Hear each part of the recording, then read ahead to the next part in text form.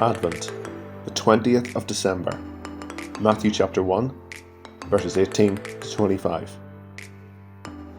In the story of the Nativity, the role of Joseph can sometimes be forgotten. He had received devastating news that the woman he was about to marry had become pregnant. He knew it was not by him, and pained and agonising feelings of betrayal lay siege to his heart. Making the situation worse, his wife was claiming she had not betrayed him, and the baby was sent by God himself. Now sure his wife was playing him for a fool as well, he may have felt tempted to feel anger and bitterness towards his fiancée. But he did not. He knew the danger Mary was in their society as a woman who had become pregnant out of wedlock, and he decided to break off the engagement quietly to protect her.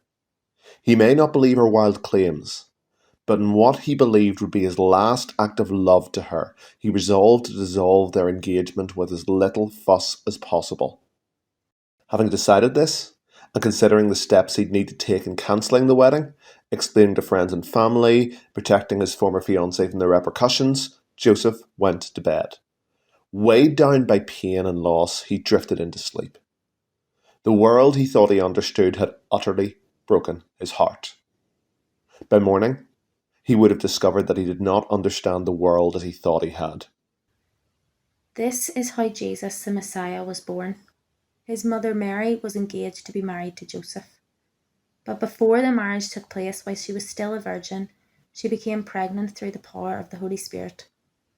Joseph, to whom she was engaged, was a righteous man and did not want to disgrace her publicly, so he decided to break the engagement quietly. As he considered this, an angel of the Lord appeared to him in a dream. "Joseph, son of David," the angel said, "do not be afraid to take Mary as your wife, for the child within her was conceived by the Holy Spirit, and she will have a son, and you are to name him Jesus, for he will save his people from their sins." All this occurred to fulfill the Lord's message through his prophet. "Look, the virgin will conceive a child. She will give birth to a son, and they will call him Emmanuel, which means God is with us." When Joseph woke up, he did as the angel of the Lord commanded, and took Mary as his wife, but he did not have sexual relations with her until her son was born, and Joseph named him Jesus. Matthew 1:18 to 25. As he woke in the morning, everything had changed. He grappled with the knowledge that his fiancée had been telling the truth. The child she was carrying was a miracle.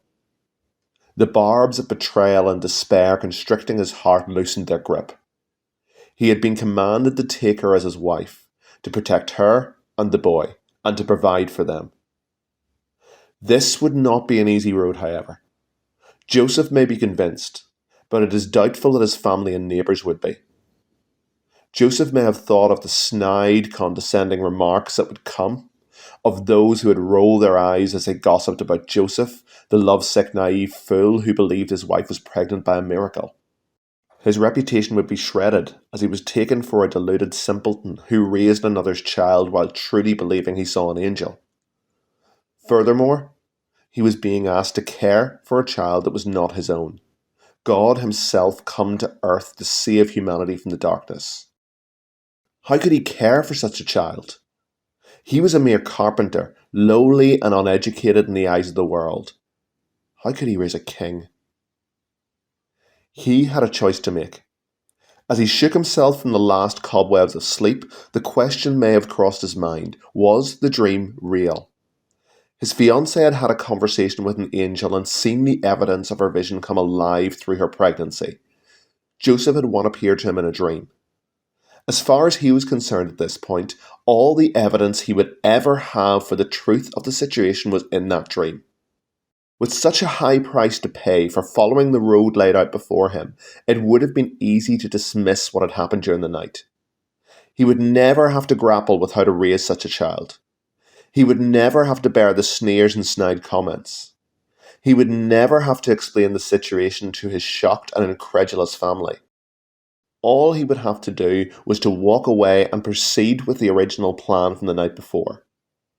But Joseph did not do that. He climbed out of his bed, and he obeyed, and his life was forever transformed. a simple man with a simple faith who chose to follow despite the cost.